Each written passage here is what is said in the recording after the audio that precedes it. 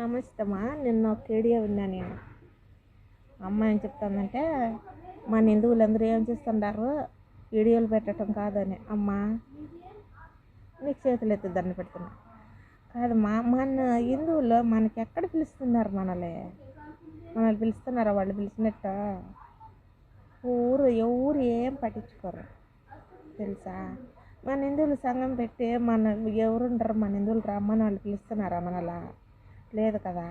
ఇప్పుడు ఇంతమంది ఉండరా?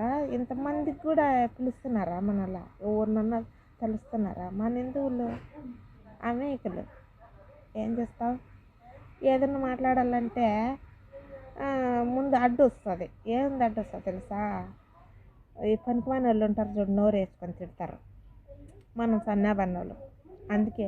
అందుకనే ఎందుకు వెనుక అయిపోతుందమ్మా తెలుసా. నీకు నీ పేరేంటో తెలుసు నాకు, ఆ ఏడి అయినా. అందుకని వెనక్కి అయిపోతుందమ్మా. మన తిరుపతిన లడ్డూలో ఎంత బాధపడుతున్నారమ్మా, కుమిలిపోతున్నారమ్మా తెలుసా. ఈడియాలు పెట్టుకోవటం అంటే అదో సంతోషం. ఆ దేవుడు ఉండాడు లేని ఒక ఆనందం. అంతేగాని దేవుడు మన దేవుడు కానోడు అని కాదు. కానీ మత మార్పులలో పోతున్నారు. పోనీ వాళ్ళ కర్మ వాళ్ళది. మన గుండెలు నిండా దేవుడిని పెట్టుకొని మన గుండెల నిండా ఉండమ్మా. వాళ్ళు పిలవలేదు కాబట్టి వాళ్ళు తెలుసురు మన హిందువులు ఎంతమంది ఉంటారు, ఏమి ఎట్ట అని ఎవరు తెలుసురమ్మా. ఎందుకు లేడమ్మా దేవుడు? ఇక్కడ ఉన్నాడు దేవుడు. సరేనమ్మా. వాళ్ళని కూడా మనం ఏం తిట్టలా. వాళ్ళే వస్తారు, దీంట్లోకి మారు అని మన వాళ్ళందరినీ వాళ్ళే పిలుచకపోయినారు. కానీ వాళ్ళు పిలుస్తారు కానీ పోయేటోళ్ళు ఎట్టిపోతారు అని మనకు తెలియక అడుగుతాం. మన అమ్మని ఇచ్చిపెట్టేసి ఇంకొక అమ్మ మన అమ్మ అంటామా? మన తండ్రిని ఇచ్చిపెట్టేసి ఇంకొరెవరో వచ్చి వాడిని చెప్పించి కొట్టమా? ఎవర్రా నువ్వు అని.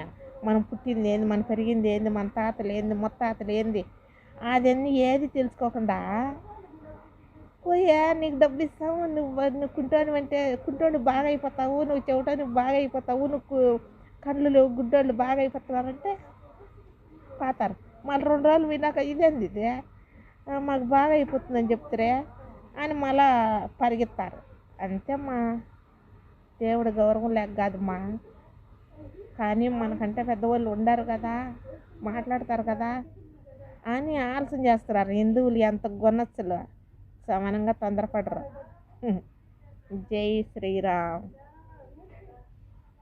జై శ్రీకృష్ణ, జై గోవింద. ఏడుగుండల వెంకటేశ్వర స్వామి ఊరికే పెట్టడమ్మా. మౌనంగా ఉండారంటే దానికి ఒక అర్థం ఉంది హిందువులకి.